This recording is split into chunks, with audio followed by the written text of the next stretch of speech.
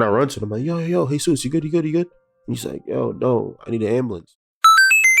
I'm glad people are realizing that the jobs really don't care about them. Companies only care about the pockets, the profits, and the shareholders. But to be real, I get it. Profit is the goal for any company or business. At least with like older people, they actually understand. But at least they got something from their hard work. There's many companies back then that offered pensions, full benefits, and decent ways you can live off and raise a family. Now, if you work 40 hours, that's all you needed back then to live a decent life. Now companies are offering you the lowest pay they can give you, a working environment where they pretty much own you and your time and your schedule. There's many who live at work and only sleep at home. Again, I can admit there's a point where it was clearly worth it to work overtime, pick up a second job, pursue higher education. The incentive was very clear. But nowadays, there's many people who are doing it just to survive. For me, I'll keep working, I'll keep planning, and I'll keep hustling for the life I want. I don't know about y'all. Personally, I won't stop until I win. But I can at least acknowledge the people that sit down in the car before they clock in at the job they don't like and ask, what's the point? Why am I doing this? The only reason I like these certain times is because it forces people to actually think. Mind you, I personally don't care what another person believes in or how they live their lives, especially if it doesn't affect me. Times of economic uncertainty forces people to think about the things that they had the luxury to overlook. I remember back when I was 17, I had to learn a very important lesson, but I'll get to that later.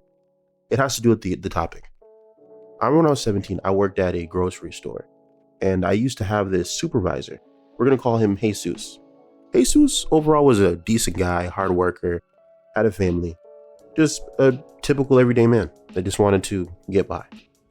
The thing with Jesus is that his work ethic and how he viewed work was business, no fun, no talking, just work until you work yourself to the ground.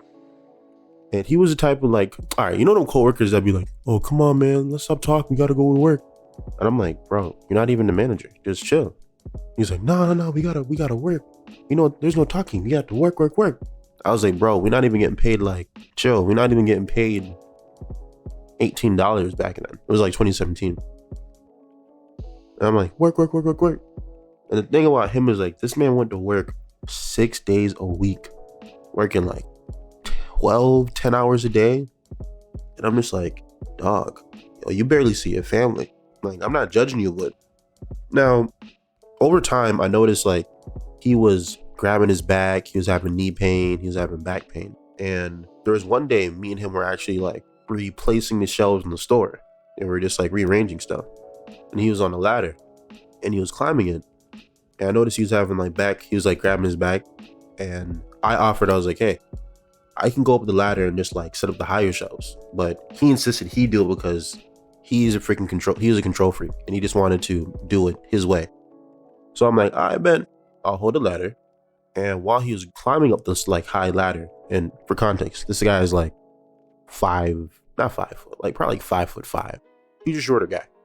So he's climbing up this big ass ladder, and all I hear is like, and I'm like, ooh. And like, before I could even look, I just hear him go, ah. And he like, and he falls and like on his side. And like, he's grabbing his back. He's not even like screaming or nothing. He's just like holding in pain. And I run to him, I'm like, yo, Jesus, you good? And he's like, yo, no, I need an ambulance. So I got someone else, and like she called the ambulance. They came and picked him up. This is like where the lesson comes in. Yeah, instead of acknowledging like what happened, giving big ups to Jesus, this is what our manager did. Rue was replaced the next day. I never saw Jesus again. And he went so hard for that grocery store, spending all of his most of his waking hours to work there. And he believed that the management at the grocery store cared about him. because yeah, they paid him, but again, companies only care about how much money they make at the end of the day, their pockets, their profits. And I learned a lesson like that next day. Yo, these jobs don't care about us. They only pay us just enough to come back next week and shut our mouths and work. Even during like recent times, this is like 2026. You have people like, or companies like Amazon, UPS, they're laying off thousands of workers. People that just want to take care of their families and get by. And a lot of it isn't due to just like economic troubles. It's literally their profits. Like if you mess with their profits, if you mess with their bottom line, just working for them, they will get rid of you. And that's just how it is. And I'm glad for it, because sometimes you need bad things to happen to you for people to finally wake up. Yeah, people need bad things to happen to them for them to finally wake up and realize how the world really is. Even me, I realized this way before I even got fired from both my jobs in the same week, way before that. Oh yeah, I'm gonna like shameless plug. Here it is right here. I'll even put the link somewhere. Yeah, I actually lost 2 jobs in 1 week. But I digress. The job market is crazy nowadays. Everyone's like laying people off. You have more people getting laid off and looking for work than there is work available.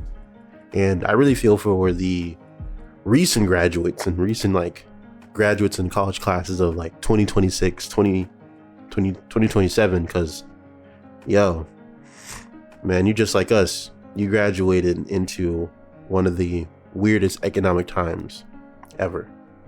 But it doesn't matter how bad things will get.